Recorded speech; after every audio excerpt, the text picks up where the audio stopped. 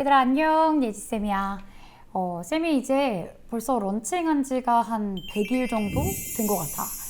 쌤이 이제 처음 런칭할 때는 좀 이제 너희들하고 소통도 많이 하고 재밌는 것도 많이 해야지 라고 했는데 쌤이 오픈런, 하이웨이, 예감까지 너무 강의를 많이 찍느라 사실 좀 그런 기회들을 생각보다 많이 갖지 못했던 것 같아. 그래서 이번 좀 100일을 기념하면서 너희들이 그동안 어떤 고민을 하고 있을지도 좀 궁금하고 그런 것들 이번 기회에 좀 얘기 나눠보면 좋을 것 같다 생각을 해서 이런 영상을 준비하게 됐어. 선생님의 MBTI가 어떻게 되시는지 궁금합니다. 첫 질문이 지금 이렇게 되는데 쌤은 ENFP입니다. 사실 쌤이 수업을 들은 친구들이라면 아마 알지 않을까 싶은데 쌤은 ENFP이지만 근데 또 일을 하면서 점점 스스로는 INFP라고 생각하고 있다. 점점 집에 있는 걸 좋아하게 되고 이래서 쌤은 인프피가 되어가고 있는 MFP가 아닌가라고 생각을 해. 선생님은 웜톤인가요? 쿨톤인가요? 퍼스널 컬러가 궁금해요. 근데 쌤이 최근에 이 퍼스널 컬러에 대해서 좀 놀라운 걸 알게 됐어.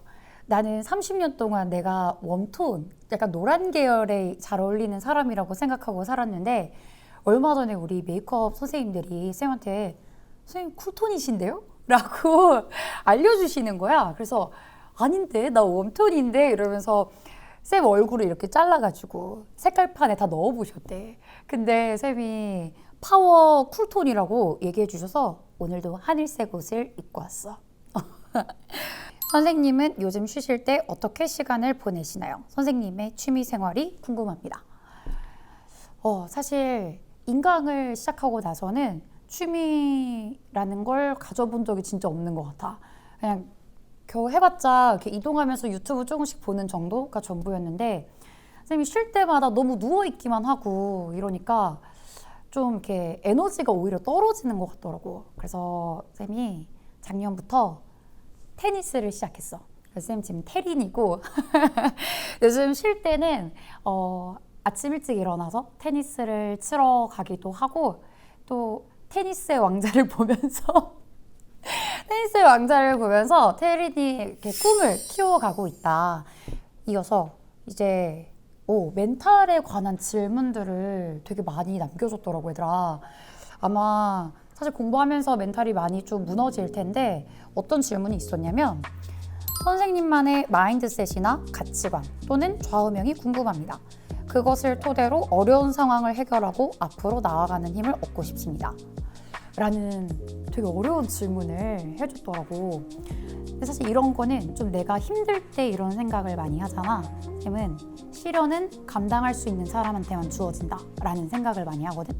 지금 내가 아무리 힘들어도 이걸 내가 감당할 수 있는 사람이기 때문에 나한테 이런 일이 생기는 거다 라는 생각을 하기도 하고 쌤은 그거 기쁠 때 너무 기뻐하지 말고 슬플 때 너무 슬퍼하지 말자 라는 생각 많이 하거든. 공부하면서 되게 스트레스 받거나 또는 공부가 아닌 일로 내가 너무 힘들 때에도 이게 나중에 나한테 또 어떤 자양분이 되어서 내가 더 좋은 사람이 될 수 있는 일일 수도 있다 라는 생각하면서 버텼으면 좋겠어.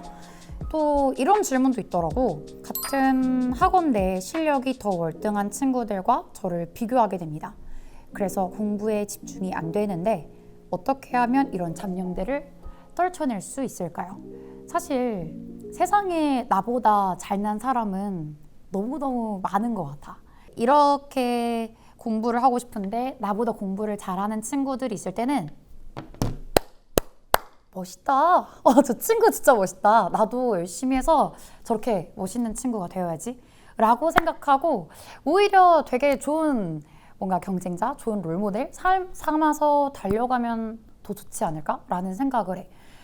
그리고 이런 고민들을 사실 되게 여러 친구들이 비슷한 질문을 남겨줬거든. 그러니까 나만 이런 생각을 하는 게 아니라 다른 친구들도 나와 같은 고민을 하고 있다. 그러니까 우리 같이 한번 이겨보자.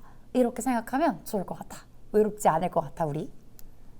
수학 공부할 때 100문제 빨리 풀기 또는 10문제 제대로 분석하고 관련된 문제 만들어 보기 중에 어떤 게 더 시험에 효율적일까요?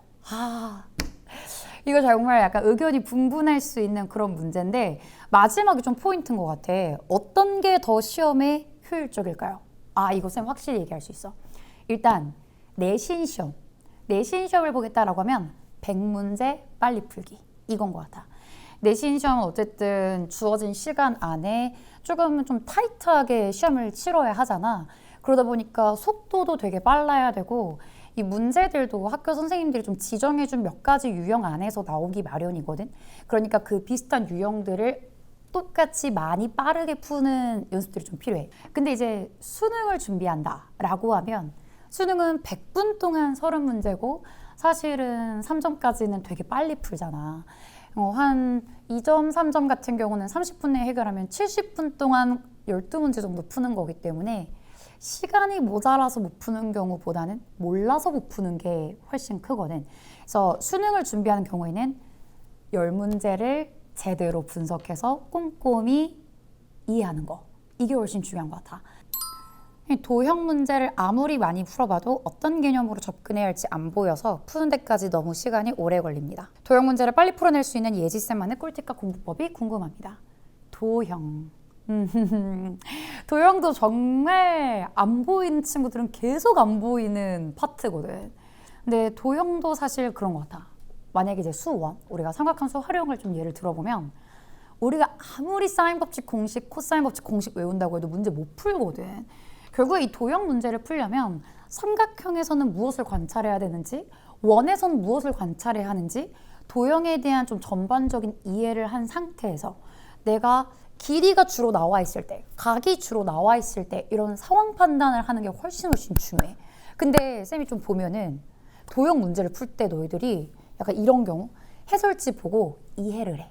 그러면 이해 완전 가능하지. 이러면서 나 공부했다 이러는데 그거는 너희들이 그냥 보고 남의 풀이를 이해했을 뿐이지 나의 논리가 전혀 적용되지 않거든. 도형 같은 경우는 내가 이해한 어떤 도형의 흐름을 적용해보는 훈련이 되게 중요해. 그래서 자꾸 해설지 보면서 이해하려고 하지 말고 나는 이 도형을 보면 무슨 생각이 드는가? 이 도형에서는 길이가 보이는가? 각이 보이는가? 이런 고민을 많이 해봤으면 좋겠어. 좀 되게 정성껏 써준 친구, 그리고 이 친구 되게 진짜 고민인 것 같아서 쌤이 꼭 얘기를 해주고 싶었거든. 안녕하세요, 예지 선생님. 저는 수학이 어렵기로 유명한 땡땡고에 다니고 있는 고1 학생입니다. 저희 학교는 1학년 때 고등수학 상하, 2학년 때 수학 1, 2 미적 확통, 3학년 때 심화 수학을 배웁니다. 제가 중학교 때는 학교 수업만 듣고 집에서 문제집 한두 권 정도 푸는 식으로 시험을 준비했습니다. 그래서 지금 아예 선행이 되어 있지 않습니다. 지금 고등학교 수학을 처음 마주하다 보니 수학 문제를 읽을 때 문제가 읽히지 않아 제가 국어가 부족한가? 라는 생각이 듭니다. 처음 마주한 고등학교 수학 어떻게 준비할까요? 그리고 1학년 교육방학까지 수학 1 선행 어떻게 끝낼까요? 이런 고민을 남겨줬더라고. 선생님 정말 놀랬던 건 일단 첫 번째, 이 학교의 극악무도한 스케줄. 정말 2학년 때 수원수투 미적 확통을 한다는 거 정말 쉽지 않아. 쉽지 않을 뿐만 아니라 매우 어려운 일이야. 아무리 생각을 해봐도 선행 없이 무사히 1년을 마치기가 좀 어려운 상황이긴 하다. 그런데 일단은 이 친구의 고민 두 가지는 첫 번째, 중학수학에서 고등수학으로 넘어오는데 뭔가 괴리가 많이 느껴지는 것 같거든. 그래서 중학교에서 고등학교 과정으로 넘어가면서 좀 어떻게 방법을 달리해야 할 것인가. 그리고 두 번째로는 선행을 어느 정도 어떻게 공부를 해야 할 것인가. 이거인 것 같아. 근데 일단 중학수학에서 고등학교 1학년 상하 수학으로 넘어갈 때 그래도 고등학교 상하 수학은 중학수학하고 많이 비슷하거든. 다만 지문이 조금 길어질 수 있다. 그리고 중학교 수학 때 썼던 조건들이 다시 등장하는 경우가 많기 때문에 만약에 고등수학 문제가 잘 안 읽힌다 라고 하는 경우에는 문제 길이가 짧은 것부터 다시 공략했으면 좋겠어. 일단 익숙해지는 게 중요하거든. 그러니까 문제 길이가 짧은 것들 먼저 연습해주고 활용 문제를 좀 더 밀어놓고 풀어도 괜찮을 것 같아. 그리고 두 번째로 이 선행에 대한 문제인데 일단 이 친구의 경우에는 쌤은 겨울방학 때 수학 1, 2까지는 선행으로 한 번씩은 봤으면 좋겠어.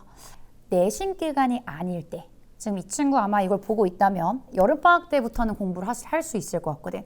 여름방학 때부터 2학기 중간고사 시즌 전까지 그때까지 수1 공부해주고 또 2학기 중간고사에서 기말고사 시즌 사이에 그때 또 수1 공부해주면서 뭔가 남들은 내신 끝난다고 놀 때 나는 놀 수 없다. 내가 좀 늦게 시작한 만큼 남들이 놀 때 난 공부해야 되거든. 그러니까 내신이 아닐 때 와 내신 끝났다 떡볶이 먹어야지 이게 아니라 나는 수원 하러 간다. 그리고 겨울방학 되자마자 수투까지 껴서 수원 수투 한 바퀴씩 그러니까 최소 수원은 2바퀴 수투는 한 바퀴 돌릴 수 있게끔 공부했으면 좋겠어.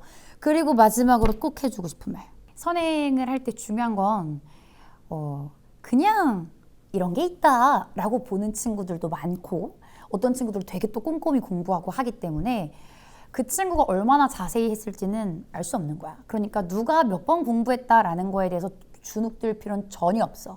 대신에 다른 친구들이 할 때 난 안 했으니까 내가 지금 한번 할 때는 정말 제대로 공부하겠다라는 생각으로 오픈런에서 만나면 좋을 것 같아.